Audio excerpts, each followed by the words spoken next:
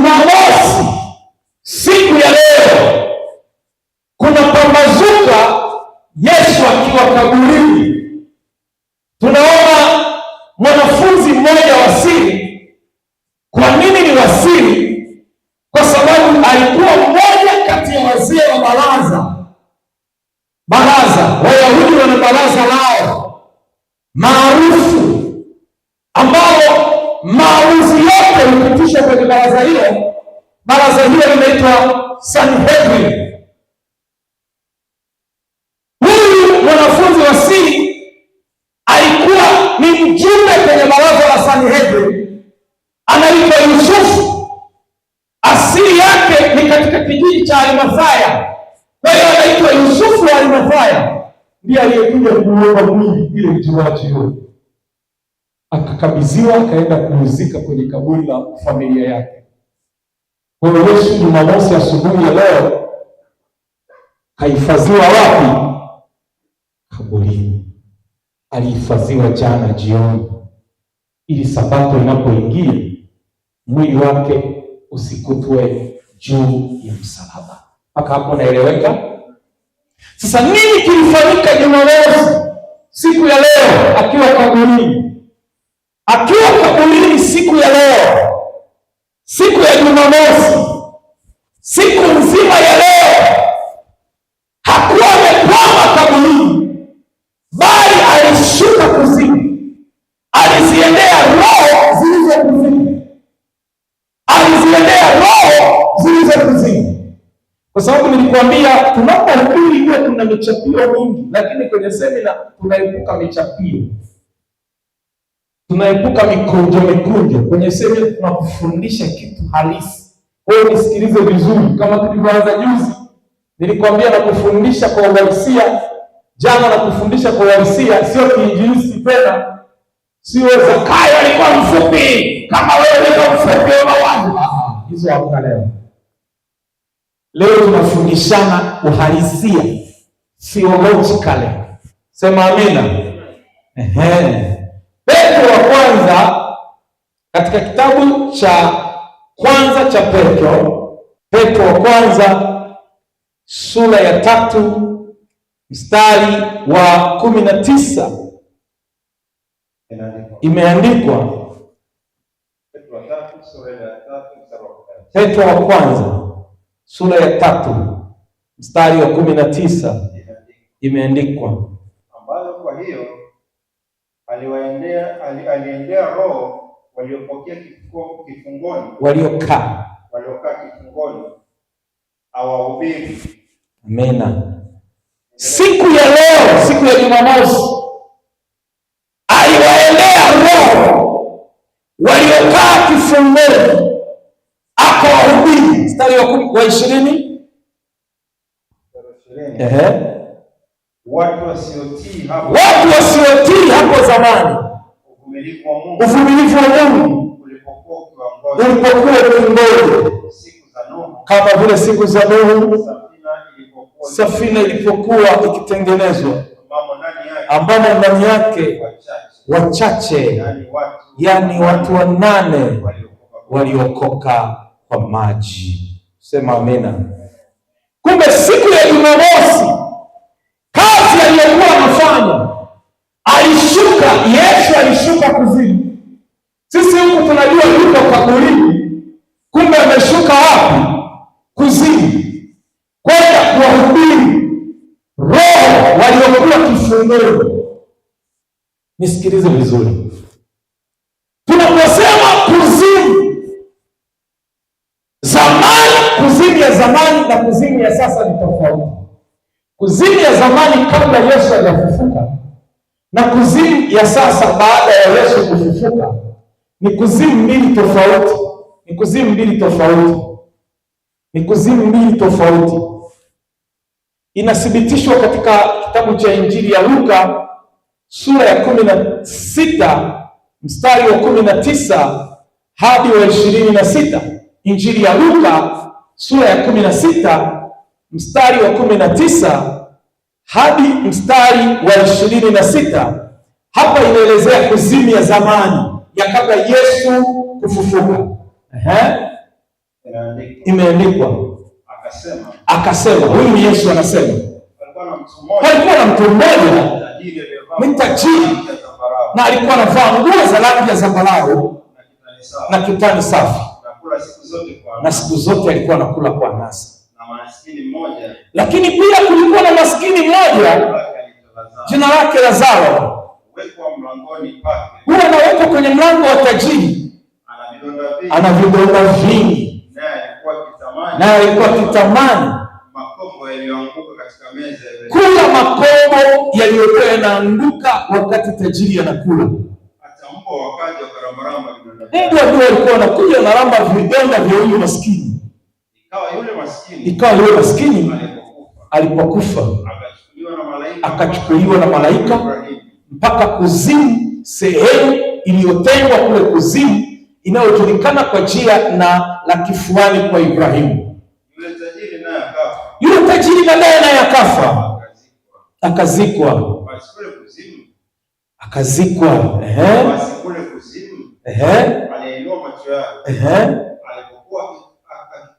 Alipokuwa katika mateso, akamwona Ibrahimu kwa mbali na Lazaro kifuani mwake. Lakini tajiri alipokufa akaenda naye kuzimu, lakini kwenye eneo lenye mateso, eneo lililotengwa ambalo wanangojelea hukumu waovu. Lakini alipoinua macho yake kwa mbali huko kwa kuzimu, akamwona Lazaro kule kule kuzimu, lakini katika eneo lililotengwa, eneo lenye faraja, eneo lisilo na mateso, linaloitwa kifuani kwa Ibrahimu. Akamwona Lazaro kule, wote wako kuzimu, lakini ni maeneo mawili tofauti. Hiyo ni kuzimu ya kabla ya Yesu kufufuka. Tajiri akalia akasema, Baba Ibrahimu, nihurumie, mtume Lazaro achovye hata nchi ya kidole chake kwenye maji, aje aurudishe ulimi wangu, kwa sababu ninateswa. Wote tuko kuzimu, lakini mimi niko eneo la mateso, eneo lina moto, eneo lina kiu. Kuna kiu sio ya kawaida, nikipata hata tone la maji. Kumbuka wote wako kuzimu, lakini maeneo mawili tofauti yaliyotengwa. Katikati kuna gate, katikati kuna mfereji unaowatenganisha, lakini wote wako kuzimu. Mfereji unawatenganisha, hawa wako kwenye moto, hawa wako sehemu tulivu yenye faraja. Wenye haki wako sehemu nzuri, waovu wako sehemu mbaya, lakini wote wako kuzimu. Kwa hiyo siku ya leo Yesu anashuka wapi? Kuzimu. Kwenda kufanya nini? Kuhubiri. Anaenda kuhubiri Injili. Anaenda kuhubiri Injili. Injili gani? Haikuwa Injili ya kuhubiri waokoke. Ilikuwa Injili ya kutangaza yeye ni mshindi. Kwanza ameshinda mauti, mbili ameshinda shetani, tatu ameshinda kuzimu. Anaenda kutangaza yeye ni mshindi, lakini anaenda kuwatangazia walioko kuzimu wenye haki kwamba yeye baada ya kushinda kule kuzimu hakupaswi kuwa halikao. Kuna makosa ya kiufundi ya kiinjilisti, sio ya kielimu hayo ya kiinjilisti. Unasikia injilisti anakwambia kama Yuda alijinyonga, ina maana alimuua Yesu wake kuzimu, ina maana alisikia injili na akaokoka. Au ni makosa ya kiinjilisti. Hakukuwa na injili na Yesu. Haya, baada ya injili ndio nataka kutoka mkono tu, haikuwa injili ya hivyo. Umejuaje? Waebrania sura ya 9 mstari wa 27.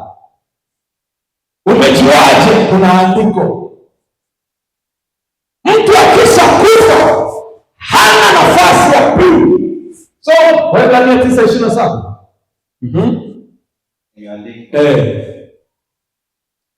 Na kama vile watu walivyowekewa kufa mara moja, watu wamewekewa kufa mara moja, hawafi mara mbili, na baada ya kufa ni hukumu. Hakuna toba, hakuna injili baada ya kufa.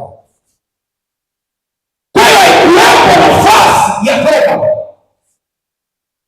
haikuwapo nafasi ya toba. Lakini pia kule kuzimu hawakuwapo watu tu waliokufa kwenye haki na waliokufa kwenye ubaya. Zilikuwapo na roho na pepo zilizoasi mbinguni, yalikuwa kule kuzimu, kwenye eneo la waovu, kwenye eneo la wabaya, kwenye eneo wasio haki, kwenye eneo lenye mateso, na roho zilizoasi mbinguni, mapepo yaliyofukuzwa mbinguni, nayo yalikuwepo kule. Kwa hiyo Yesu anaenda kuyatangazia, kama ninyi mliasi mkatoroka mbinguni, mkafikiri mbinguni ni haribu na mnakuja kuharibu duniani, mimi nimejitoa na nimeshinda. Alitakiwa mimi nije na nife, na nimekufa, nimeweza kufa, na damu yangu tayari imetolewa kuwakomboa wanadamu. Mmeshinda, mimi ni mshindi. Yesu anawatangazia wale ambao yale mapepo yaliyoasi mbinguni. Hiyo ndio ilikuwa kazi. Hii ndio uandike. Achana na ile ya kiinjilisti kwamba hata Yuda alitumwa kacheza vizuri. Achana na hizo. Hizo ni za kiinjilisti hizo. Jina la Yesu libarikiwe. Haleluya. Haleluya. Kwa hiyo siku ya leo, siku ya Jumamosi, jambo la kwanza alishuka kuzimu, akaenda kutangaza kwa habari ya ushindi. Mbingu imeshinda kupitia mimi, mbingu imeshinda kupitia mimi, watakaoniamini wameshinda kupitia mimi. Ninyi mapepo majini, shetani hauna ushindi, hauna uwezo kupitia mimi. Na wewe kuzimu una uwezo, una ushindi, una mamlaka, una nguvu. Kupitia kifo cha Yesu msalabani, shetani alinyang'anywa funguo za mauti na kuzimu. Tunaposema funguo, tunazungumzia mamlaka. Shetani alikuwa na mamlaka juu ya mauti, shetani alikuwa na mamlaka juu ya kuzimu. Siku hii ya Jumamosi, Yesu anashuka kuzimu kwenda kumtangazia shetani, kwenda kuwatangazia mapepo, kwenda kuwatangazia waovu wa kuzimu na wenye yake ya kuzimu kwamba sasa shetani hana mamlaka juu ya mauti, hana mamlaka juu ya kuzimu, anaenda kutangaza ushindi. Shetani hana mamlaka. Sema amina. Haleluya, haleluya. Jina la Bwana libarikiwe sana. Lakini kazi nyingine iliyopeleka kuzimu ni kwenda kuwatoa wenye haki waliokuwa kuzimu sehemu nzuri, sehemu yenye faraja, sehemu yenye neema, sehemu yenye upendo, sehemu yenye utulivu, sehemu ambayo walitulia. Sehemu inaitwa kifulani kwa Abrahamu, kifulani kwa Ibrahimu, kuwatoa wenye haki huko kuzimu. Kwa alishuka awatoe wenye haki. Kuzimu ibaki ni ya mapepo majini na waovu. Kwa kuzimu ya kabla ya kufufuka, na wenye haki walikuwa kuzimu, lakini eneo lililopendwa. Baada ya kufufuka, wenye haki wanatolewa kuzimu. Kazi hiyo ilifanyika Jumamosi. Baada ya Jumapili, kesho yake inafanyika kazi ya kuwatoa wenye haki wa kifuani kwa Ibrahimu na kuwapeleka sehemu nyingine, kuwapeleka aliko Mungu baba yao, wakatulie huko kumngojelea hukumu. Waefeso sura ya 4 mstari wa 8 hadi wa 10. Soma hapo Waefeso sura ya 4. Efeso sura ya 4 mstari wa 8 hadi wa 10. Inaandikwa, hivyo husema alipopaa juu aliteka mateka, akawapa wanadamu vipawa. Basi neno hilo alipaa, maana yake nini? Kama sio kusema kwamba yeye naye alishuka kutoka pande zilizo chini ya nchi. Naye aliyeshuka ndiye yeye aliyepaa juu sana kupita mbingu zote, ili avijaze vitu vyote. Sema amina, sema amina. Unaweza ukasoma hata Wakolosai pia, Wakolosai sura ya 2 na ule mstari wa 15. Imeandikwa, akiisha kuzivua enzi na mamlaka, akiisha kuzivua enzi zake na mamlaka yake, na kuzifanya kuwa mkono kwa ujasiri, akizishangilia katika msalaba huu. Amen. Ukianzia mstari wa 14 inasema, akiisha kuifuta ile hati iliyoandikwa ya kutushtaki kwa hukumu zake, iliyokuwa na uadui kwetu, akaiondoa isiwepo tena, akaigongomelea msalabani. Sema amena. Haleluya.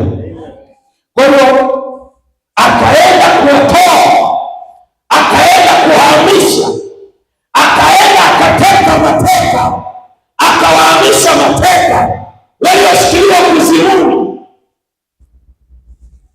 Hizo ndio kazi alizofanya siku ya Jumamosi.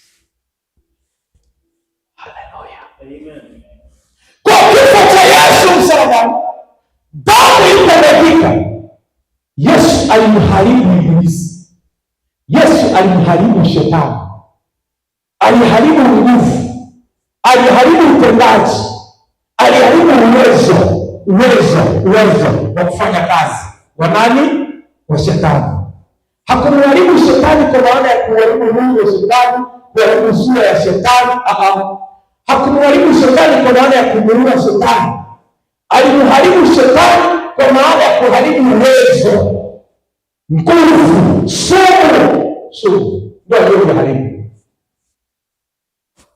Shetani kwenye Biblia anafananishwa na nyoka, anafananishwa na nyoka, anafananishwa na simba, anafananishwa na nge. Tukizungumza shetani anafananishwa na nyoka, kwa kifo cha Yesu msalabani, uwezo wa nyoka uliharibiwa. Uwezo wa nyoka uko wapi? Uwezo wa nyoka uko kichwani.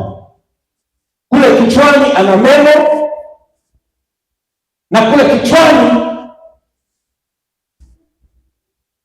pande zote mbili, kulia na kushoto, ana nyumba inayotoa sumu kwenye meno yake.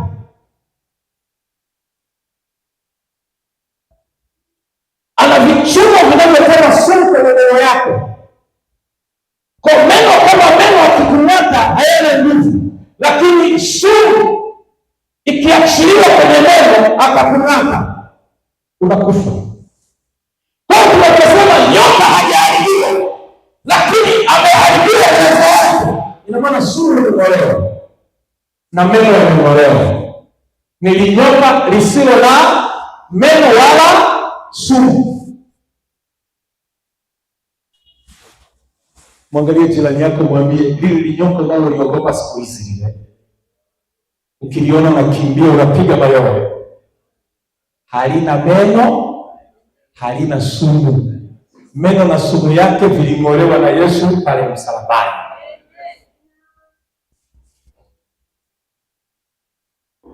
Kanisa likifundishwa litaelewa. Unafika mahali hata umkemei shetani, unamshika mpaka na kichwa, sio mkia, unakamata na kichwa, unamchezea utakavyo. Kwa nini? Hana uwezo wa kuleta madhara, ila tu kwa sababu bado ni joka na ukule vile vile linatisha, lakini ukijua siri, halina meno, halina sumu. Wakati mwingine hata ukemei, tumetishwa, tumeogopeshwa, tumedanganywa, lakini Yesu alimaliza sumu na meno ya nyoka. Kama tunazungumza mfano wa nge. Uwezo na nguvu za nge ziko wapi? Nguvu na uwezo wa nge uko mkiani. Kule ndio kuna sumu na kuna kamsumari kamwiba. Kale kasumu kakija kwenye ule mwiba kakaachiliwa kakapuliziwa shui, ndio anakuchoma na ule mwiba, anachomeka ile sumu ndani yako. Tunaweza tukasema hivi, kama shetani ni mfano wa nge, kwa kifo cha Yesu msalabani, Yesu aling'oa kale kamsumari ka nge, akanyonya na ile sumu ya nge. Nge hata kama ni mkubwa anatisha, hana sumu, hana ile silaha ule msumari unakudungata, hana.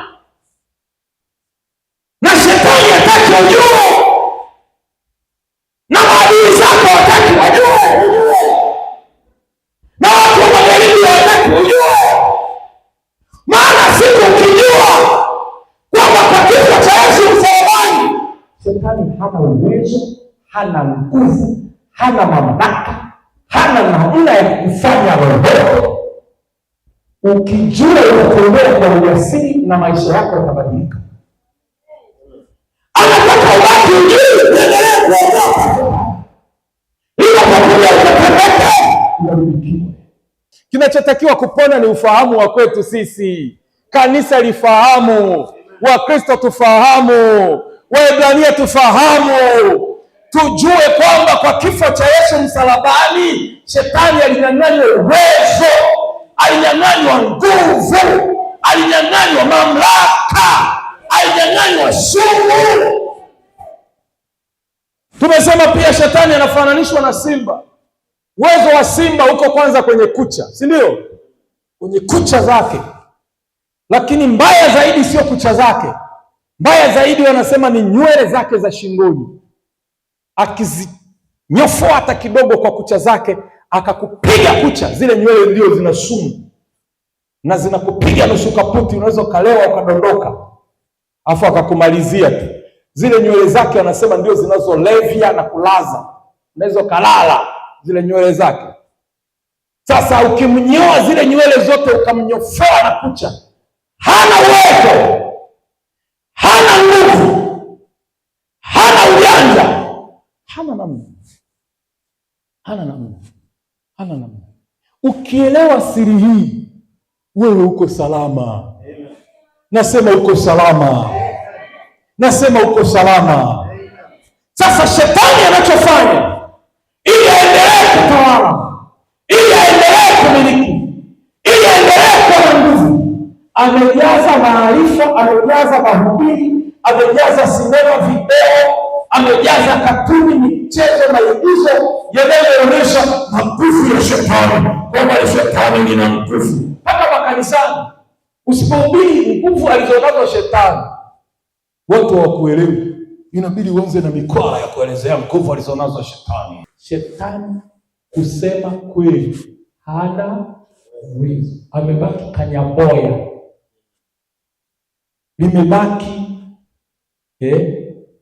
limebaki lisanamu tupu, lisilo na uwezo wowote, lisilo na nguvu zozote. Hofu yako ndiyo chaji inayolitia nini? Nguvu. Hofu yako inalitia nguvu, hofu yako inalitia nguvu. Ujasiri, ndio maana Biblia inasema msiogope ujasiri ndio nao una thawabu kubwa mbele za Bwana.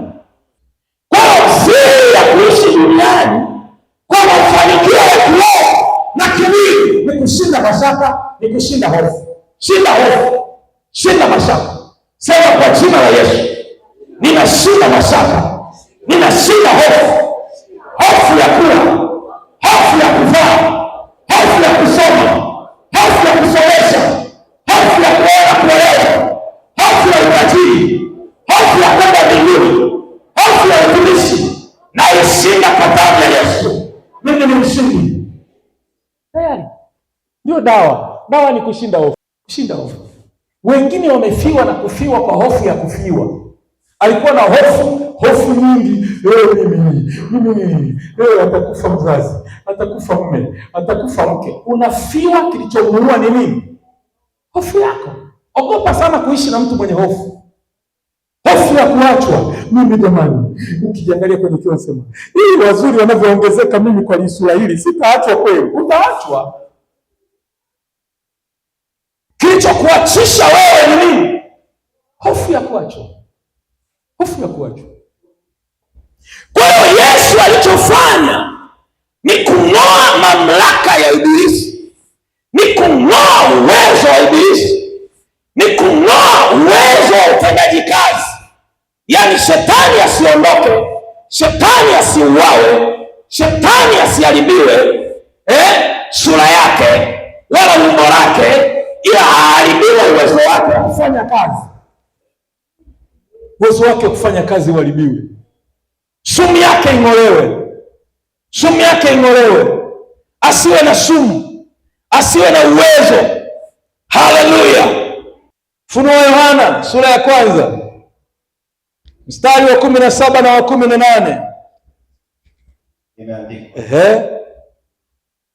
Nami nilipomwona nalianguka miguuni pake kama mtu aliyekufa. Akaweka mkono wake wa kuume juu yangu akisema, usiogope. Kilichokufanya uanguke uwe kama umekufa ni uoga. Usiogope. Mimi sio pepo, mimi sio jini, mimi sio shetani. Mimi ni nani? Mimi ni Alfa na Omega, mimi ni wa kwanza na wa mwisho, na aliye hai. Nami nilikuwa nimekufa, na tazama nimefufuka. Baada ya kufufuka sifi milele na milele. Huyu ni nani? Ni Yesu, si ndio? Nami ninazo funguo za mauti na kuzimu. Sema amina. Funguo za mauti hana shetani. Funguo za mauti hana Ibilisi. Funguo za mauti hawana wachawi. Funguo za mauti anazo Yesu. Funguo za kuzimu hana shetani. Haziko kwa mapepo, haziko kwa wachawi. Funguo za kuzimu anazo Yesu. Mimi nasikilizaga na cheka. Unakutana na watu wanatoa ushuhuda, wasema mimi nilikuwa mchawi mkubwa sana, nilikuwa mchawi wa 3 Afrika. Niambia nilikuwa mchawi wa kwanza Tanzania. Hapa kuzimu nilikuwa naenda na kurudi. Mwenye funguo za kuzimu ni Yesu. Alienda akakufungulia ukaingia, baadaye akakufungulia ukatoka. Ndio tuambiane, ulimwambia Yesu kwa kupitia uchawi wako, maana unasema ulikuwa mchawi. Na kuzimu ulienda ukiwa mchawi, unasema nilishaenda kuzimu mara 2, mara 3, mara 4. Kwa hiyo kuzimu ulienda, ulimuita Yesu Yesu, alafu kamzidi nguvu, akaja akakufungulia mlango wa kuzimu. Maana mamlaka ya kuzimu, nguvu za kuzimu, lango la kuzimu, funguo za kuzimu anazo nani? Nazo Yesu. Wewe uliingiaje kuzimu na kutoka? Ni vichekesho, ni vituko, na watu wanapenda shuhuda za hivyo. Mimi mchawi nilishaua watu 5. Mwenye funguo za mauti ni Yesu. Wewe ulimuuaje? Tunaposema funguo tunazungumza mamlaka. Mwenye mamlaka juu ya kifo cha mtu ni nani? Yesu. Mchawi anachoweza kufanya ambacho na mimi nakijua ni mazimbaombwe ya kuwaletea nini? Ya kuwaletea kitu kingine, mkajua mmezika mtu, kumbe sio mtu. Mmezika mgomba, mmezika limbwa, mmezika likobe. Hajazikwa mtu. Mtu yuko hai ila amefunikwa macho yenu yasiweze kuona yuko mahali fulani, maana yeye hana mamlaka juu ya uhai, hana mamlaka juu ya mauti. Alinyang'anywa pale Calvary, alinyang'anywa pale msalabani, hana mamlaka juu ya mauti.